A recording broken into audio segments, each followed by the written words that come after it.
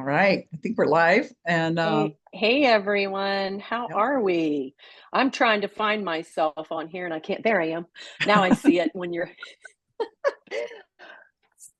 So hold on a minute because hold on a minute. All right. Jeez Louise. I just said to Kim, we've been doing this for 3 years. We'd think we'd have it down pat, and we don't. So it's Kim and I and a special guest. And we're here on Wellness Wednesday to talk about heart health because it is American Heart Month. So we wanted to kind of continue with that this week. And we have with us our special guest, Chrissy Antonopoulos, and she is going to talk to us about CHD awareness. And I'm sure there might be a couple of you out there that are going to say, what is CHD awareness? Because a lot of people don't really know about it, and it is congenital heart disease. And so Chrissy's going to talk to us about it because she knows a lot personally about it. So welcome, Chrissy. Hello, hello. Yes, Kim and I are so happy to have you here. And I'm surprised that a lot of people don't know a lot about CHD because it is the number one birth defect in the world. 1 out of 100 births result in CHD, which is a combination of 52 physical and electrical defects. So CHD could be congenital heart defects. A lot of moms call it that. But the disease is actually the life we live, because my CHD defect is a hole between my two top compartments of my heart, atria. So it's called an atrial septal defect. But since then, I've been diagnosed with that. I've had arrhythmias. I've had heart rates go to 235 while running a marathon. Oh, and she's laughing. I know. I'm glad she's laughing about here. it. And it was in Pittsburgh, of all places. And I have a mitral valve that is being looked at because eventually it will have to be replaced. So the disease is the unknown world that we live once we have been diagnosed with our defects. So that's what I was going to ask you, like, what are the treatments? But I didn't realize that there were so many different, like, trigger points to it. It's not just one thing. It can affect different. Okay. And that can happen with everybody, right? Yeah. 1 out of 100 or 1 out of 110, some people say. Chrissy, how old were you when you were diagnosed? Oddly enough, I didn't get diagnosed until I was 24. Wow. So I had just recently had a surgery that, couldn't walk much, couldn't do much mobility. So I developed a DVT, deep vein thrombosis, a blood clot in your calf, per se. Mm-hmm. And it went up to the lungs. It's an odd story. Might have to talk to about that later. But I eventually passed out because the clot went all the way up to my lungs, and I couldn't breathe. And I had fallen on my IV pole and suffered a TBI, traumatic brain injury. Oh. And I have a beautiful plastic surgeon that you can't even tell anymore. So once all of my blood got to be thinned up, they sent me home. And I went home, and my mother was with me, a retired geriatric nurse. And that night, I had a stroke. I didn't know. And thankfully, my mother is a geriatric nurse, retired. Once I started talking to her in gobbledygook, she understood what had happened. So we went into the ER at OSU. They did some tests and all this stuff. And then they finally found out that through an endoscope, I had that hole in my heart. And there were so many clots stuck in that hole. So we had an emergency surgery to remove the clots in the heart in that hole. And then we also removed the 4 in the lungs, 3 in one and 1 in the other. So I'm a miracle. I always say that. Yeah. Yes, you are. And I saw all the pain I put my mother through. Yes, I'm empathetic, so I don't really see things from my side of the point. I see it from others. So I saw my mom's stress, and I wanted to alleviate any of that. So I tried to help out where I could. I know my mom tells me to this day, she's still around too. And she says, don't ever do that to me again. That's the first word she taught me. And that's the other thing. With the stroke, I had to learn how to say mommy and daddy. I had to start all over again. And at the time I was to get back into grad school to get my PhD. It was a little, what do you call it? Speed bump. Yeah. And so I almost got in trouble because the first word I could say was daddy. But I said it to mom first, mommy. So we're all in good terms with both parents. Yeah. Well, you know what? I didn't realize too when I was reading this, it says that congenital heart disease is the leading cause of death for men and women. And I didn't realize that when I looked up, I mean, I guess I don't think of it as congenital heart disease. I think of heart disease in general. Right. You just don't know. And I had asked my primary care physician at the time, I was like, we would never have known it until your autopsy came through. Wow. That's scary. And then you kept seeing these new stories come out of a child that had just fallen trying to kick the winning goal in the soccer game, just fell from a heart failure. Well, that's one of those electrical CHDs. Okay. And then those kids, I didn't realize I partnered up with a lot of different CHD nonprofits trying to get defibrillators on all the fields, all the courts, because a lot of these kids don't know. A hole in the heart, everybody's born with that hole in the heart. Going back to developmental biology, I do have a degree in biology and chemistry. Developmental biology, everybody's born with gills. Humans, we have gills, right? And they close. We have that hole in our heart, and eventually it closes. For some of us, it doesn't. And the people that got the hole in the bottom sections, that's a ventricular septal defect, it doesn't close. And you won't know it until something else goes wrong. I was going to say, so that's why they can't detect it early, because there is a hole there anyway. Yeah. And so it doesn't look unusual, and you can't, it's you just don't go weird. in and get checked.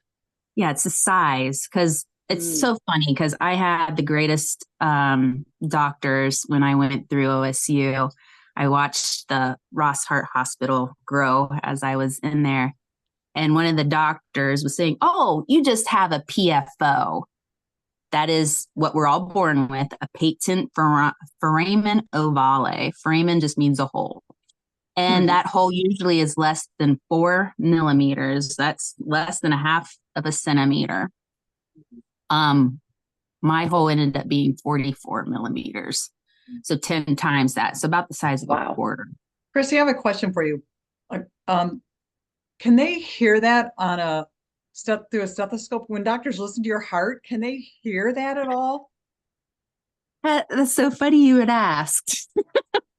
So it's a teaching hospital, SU is. And so many of these medical school kids had kept coming into my room and listening to my heart. And I've heard before that I might have Wolff Parkinson's White, which is just a little arrhythmia. So this kid says, oh, I hear you have this Wolff Parkinson White. And I was like, okay, hear it. Let me be the subject for you to learn. And then after 10 people, listening to my heart, I finally said no to this one gentleman, and he goes, "Well, I'm sorry, ma'am. I'm the head cardiologist here at OSU. I need to see Oh, this." jeez. That's funny. I was like so embarrassed, but then he goes, "It is. I believe it is this Wolf Parkinson White, and it's just a little, the Q, the R, and that little thingy. Mhm. That that bump on the bottom was longer than most people. So they Okay. classified me as having a little arrhythmia. So But can they hear that though? Like when you were younger, remember you go to the yearly physicals when the doctor listens to your heart? They never caught it, never noticed oh, it. Okay. it Hmm. was It's the medical student. okay, because They it's caught it. interesting because you hear almost every year, if not every year, of a football player, a high school football player Hmm. or a college, dying on the field because of yes. And Heat exhaustion, they first say, but it ends up being that their heart rate is, they sometimes call it AFib, but it's Mhm. AFib can come back into rhythm. Where if you have that whole, you have your valves are usually 2 or 3 valves working at the same time, and sometimes they'll go blip blip instead of blip blip, and Wow. Mm. Wow. it's the different sounds too. You just, Okay. I I guess guess. it's a blessing that I fell on my head, had to do a CAT scan Mhm. because they wanted to know if I had concussions, and that's when they Mm. saw the lung clots. And Oh. Wow. then the stroke, they're like, huh, it went to her lungs and now it's gone to her head. Mm. We have to check that. Right. Mm. So it was the endoscope that saw the heart. Wow. Interesting. Okay. Yeah. So you, because of this, have started your own nonprofit. You talked about other nonprofits, and yours Mhm. is Heart Hope Heroes. So what is it that you do with your nonprofit to try to help, just so people kind of know, like, because I know that, like, when I read up on it, was like research didn't come around on this for a very long time, right? So what is it that your nonprofit does? So I just got another email for me to give some money for research. There is a lot of research, and finally, the Congenital Heart Foundation is working with the AHA, the American Heart Association, to actually put money into congenital heart disease. Um, Again, it's 1 out of 100, but only the what I've seen so far, the most is 20% is congenital, or excuse me, genetic. So you can pass it on, but the rest of them, it's lottery. It's a free for all. Hmm. So I saw people that were trying to get instruments for their non or their doctors at their hospitals. And I saw people giving it to research, and I saw giving it to awareness. And there was the gap of nobody focusing on the family. Mm. The family, like how my mom was so scared Yeah. Hmm. not to lose her baby, even though I was 24. You're always the baby. That's right. Right. And I did work as a volunteer at Children's Hospital, and I saw babies getting their first surgeries around 3 to 5 days old. Wow. And Mm. now through research, we have a doctor that does the surgery while mom is still pregnant with the baby to fix some of Wow. these defects. And we are so blessed to have Children's Hospital here in Columbus because we have some of the best doctors. And he even has a way to use the child's blood. So you gain another population that doesn't like to have transfusions. So Mm. everybody's put their money into that research, but nobody tried to get the mental health problem with the families. because I truly believe I work for a nonprofit research firm that I keep plugging. Hey guys, there's more to health than this physical thing. We need to focus on the mental. Yep.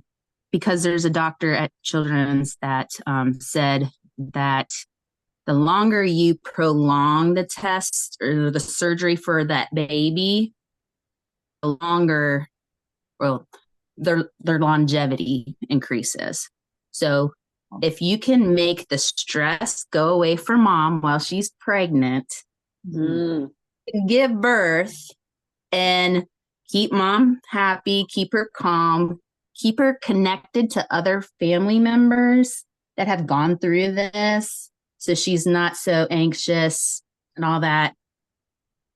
My first person through my nonprofit, he had half of a heart. So the first surgery had to take place normally at 5 days old. But we got her, she was in rural Ohio. We got her to Children's Hospital, to a better hospital. We got her connected with other families. I got the Ronald McDonald House room for her beforehand. And thankfully, little baby William had his first surgery at day 8. So we got 3 extra days of calmness and happiness. And he has since gone through 2 other surgeries, this thing called the Fontan. So he has a 4-chamber heart.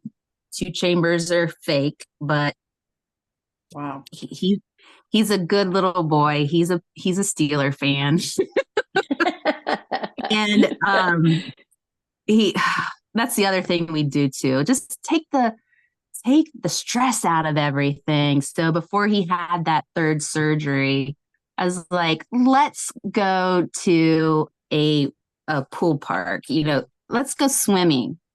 I'll put you up into this hotel where you can swim for the first time. We're going to have pizza for the first time. And I gave him his first Steeler hat, and you thought I gave him the world. Aww. So he goes into the surgery thinking, this is cool. I'm celebrating this surgery. That's so good. Yeah. And instead of being scared. How old was he? 2.5. Oh, wow. 2.5. Yeah. Wow. And they normally spend 8 weeks in the, what do you call it? NICU? Non-critical. Yeah. The non-critical side. Okay. Wow. The step down, we call it. And he left after 3 weeks. So wow. I think I'm on to something. I think you are too. So Kim and I believe in that so much. Oh my gosh, stress. Yeah. Stress can cause state disease. Of mind. Yeah. Yep. And the opposite, reducing your stress, being, we do need some stress, but not like chronic stress. Right. And I think a parent having a sick child is just like one of the most stressful things a family can go through. So, so that was a great story about little William. I love that. And did you have any resources you're helping the family as well, or was it more focused on William? Oh, we do it. We do all. So they live out in the eastern part of Ohio. So making sure they have a car that works, making sure they have gas to put in the tank, my favorite part of this is going up to the floor and just passing out gift cards, because there's a Panera near there. There's a Starbucks near there. And I just hand out the gift cards. Hey, relax. Wow. Have you heard about the Family Center where they can give you massages and da da da da da? So it's so rejuvenating for me to give a stress-free life for the parent. Yeah. Anything you can do, any little thing helps, to take that stress. Just smiles. The first thing you can do. There's a quote about Mother Teresa said, "Love begins with a smile. Peace begins with a smile." So if we just do that, wow. Right. Right. Yeah. Well, Smiles and we hugs. will drop your nonprofit link so that people can look at it and read about it. Because I'm sure there are more people out there that we don't even know of that have been Yeah. affected by something like this. I mean, considering how there's kind of a lot of it, and Oh, then one we out of don't really 100. know I'm about telling it. you. Yeah, that's Yeah. so. Yeah. And Kim, do you have any other questions for Chrissy? No, I think it was great, Chrissy, what you're doing. I love your Yeah. vibe, and you're a smiley, happy person yourself, and you Yes, she that's is. contagious. It's contagious. What other option do I have? I could be miserable, and how fun is that? That's what I Right. always tell people. Right. Absolutely. Totally get it. Yep. Exactly. Yep. I love that. Exactly. Yeah. And I did want to share one thing before we go. This is a cute little bead. I helped bring this program, it's called Beads of Courage, to Columbus's Children's Heart Center. Sometimes it's in a cancer floor or any chronic conditions where they get a bead for everything that they go through. So if it's sick, they get a bead. If it's PT, OT, speech pathology, they'll get a bead. When your heart stops, when you get intubated, all of these beads are different colors. So each color goes for one thing. And these kids come back home with these long strings of beads. Granted, the 5-year-old doesn't understand. That's when it's for mom and dad. Look what my child has gone through. Yeah. And when the child is old enough to understand, it's almost like a segue for them to own their story. You have survived and now thrive. Look what you have done.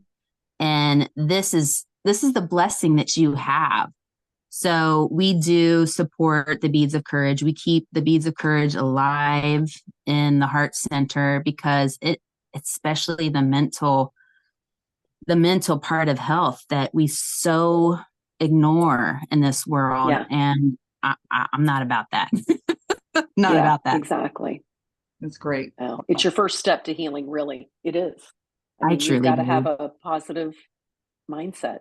So, Yep. and that's with anything. So. I love what you're doing, Well, Chrissy. thank you so much. This has been amazing. Thank I I love got you. teary-eyed. I know. So we appreciate everyone joining us. We appreciate you more than you know, Chrissy. Thank you. And take care of yourselves, everybody. And as Kim always says, hit it, Kim. Have fun and live young. Yes. Woohoo. All right. We'll see you next week. All right. Bye-bye. Bye-bye. Thank